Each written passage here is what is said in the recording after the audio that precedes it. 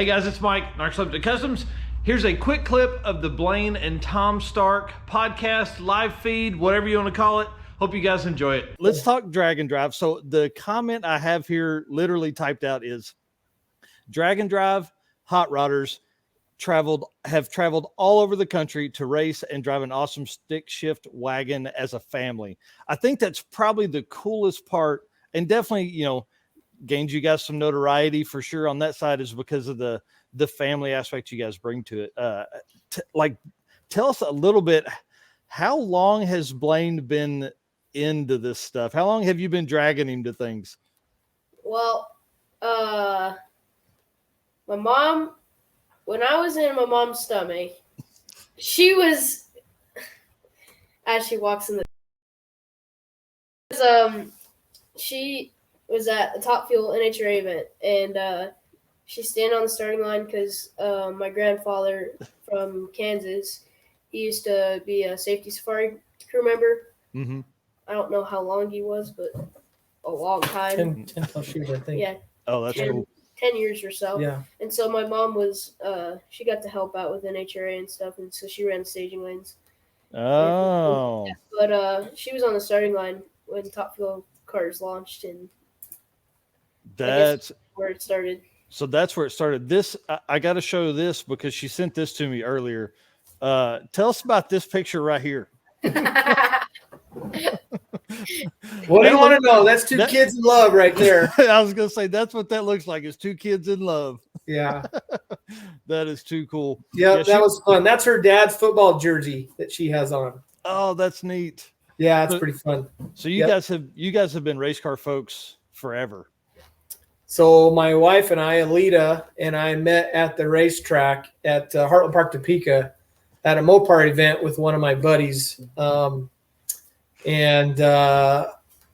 she was running the front of the staging lanes, and I offered her to come to one of the car shows or something that was going on with this particular event.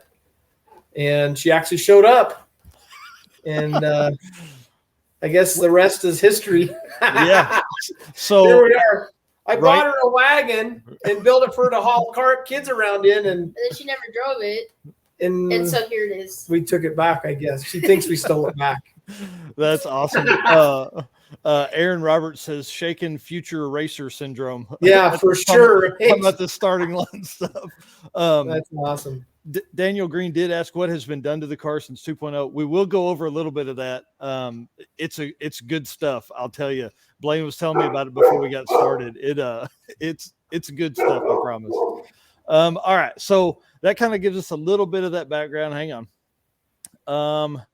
So my question here is, like, Blayne, when did the car bug hit you? Obviously at the starting line of an NHRA event, in your mom's stomach. I got another story. And so my dad and a few of his buddies, they were racing Outlaw 10.5, which is a competitive small tire class, as most of you know. Mm-hmm. And they had a orange Mustang as a boss. What do we got here? It's a nitrous powered big block on 10.5s. And so this is a nitrous sunny Hemi, like 760 inches maybe. Something like that. Rob's on there, he would know. But I remember Dad was going, we were all going to Vegas for streetcar super nationals. So Dad came over, or Dad told me to get in the car and we were going to go to Vegas. And so I remember we went in the car, and then we got to where we were going to meet up, and got in the toter, and I fell asleep. And then I woke up the next morning, and we were in the mountains in, like, Nevada somewhere. Of course, at the time, I didn't know where Nevada was, but I'm like 3 years old. And then when we get there, my dad sent me up to the tower or whatever. I don't remember the whole story on that, but apparently I went in the tower, and I was watching all the cars go down while I was eating Cheetos and stuff. But I wasn't like just running around crazy. I was like watching all the cars go down. Well, it takes, as everybody knows, it takes more than one or two guys to run one of those cars. So there's 3 or 4 of us that went that year, and Oh, my job was always to chalk the wheelie bars. He was chalking wheelie bars, yeah. I remember that. He would go when we'd go make a run. I'd run him up to the tower, and those guys would keep an eye on him because I didn't want him to leave him on the 4-wheeler or something, and have a problem. Yep. And turn around, to pick him up, and he's buddies with all the tower guys. Like, does he have to go already? I'm like, well, yeah, he's my kid. He's got to come back. Come on, man. Oh, that's awesome. It's fun, totally fun. Yep. So that you were born in it, bud. You had no chance. He had no chance. That's right. That's cool. Well, so let's talk about that then. So have you always been a car guy then? Like, were you car guy growing up?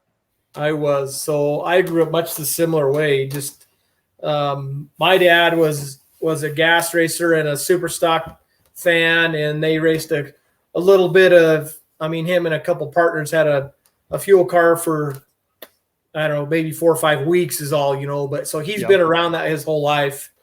And gosh, he still has his third car, which is a 48 Ford sedan with a Chrysler Hemi in it. Oh, dude, that's cool.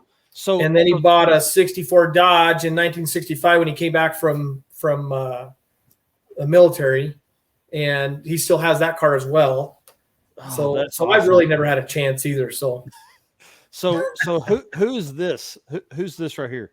That's my pop right there. That's my dad, and that's me standing there in his 34 4-door. That's awesome. That's and fun, originally, I thought that had been a flathead, but is that a Hemi car? No, that's a flathead. Yeah, that's a flathead. Yep. That's so we put that engine in that car in the backyard of his house. It was fun.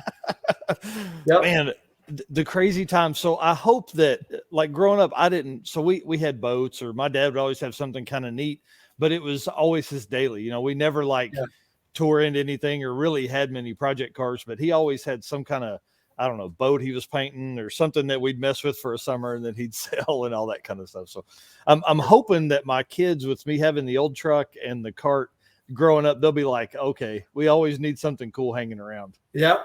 Yeah, I hope so too. And I think they'll remember that, because this punk here, he pays attention more than I think sometimes, Yep. And it shows clearly, right? So he knows what's up. That's awesome. Yeah. So obviously we know you two guys are car guys, but there's, other folks in the family too. So everybody, Alita's, she's been around cars a bunch, but you've got a daughter too. Tell a little bit about Michaela is my daughter. She's 15, and she is building a 93 Fox body right now, which is fun. Yes. Supercharged. It's got Vortec S trim on it with a 331. And of course it's a stick car. Why wouldn't it be, right? T5 in it right now. Yeah. It's not that. That's cool.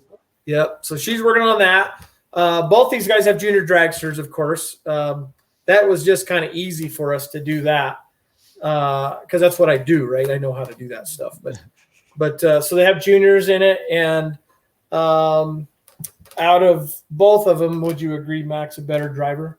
Yeah. Like, she can drive a race car. That's cool. She can make decisions. She can tell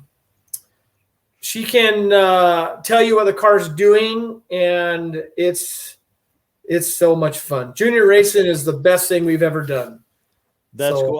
I've always wondered that, and my little brother has been talking about maybe campaigning a junior dragster for his daughters, and then I think I could slip mine in there and let them. You need to do that. I'm telling you, we played every stick and ball sport there is, and we've kind of narrowed it down to what we want to do.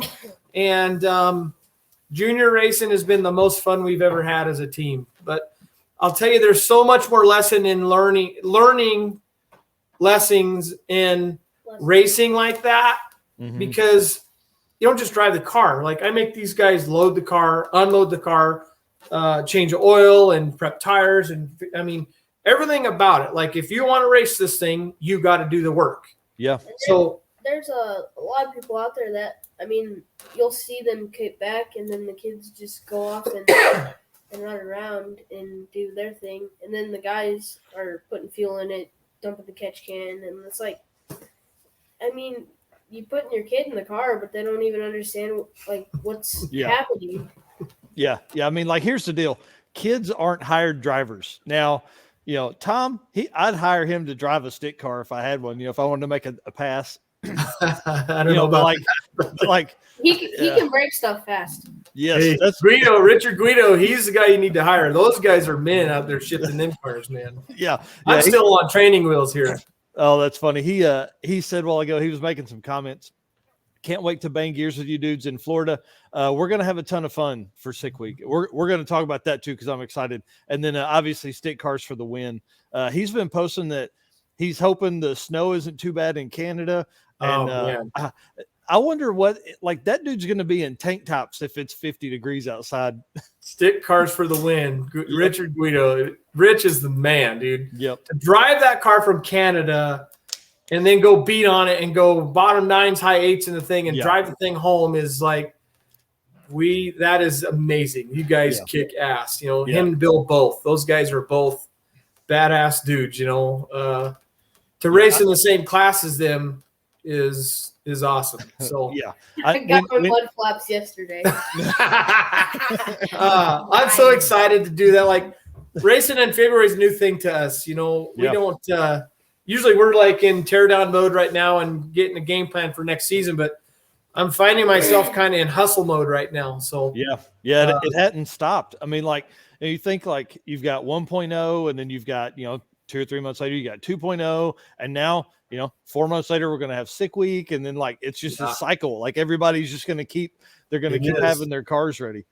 Yeah, it is for sure. Yep. Kenneth saying they're the Stark family are rock stars, and for sure you are.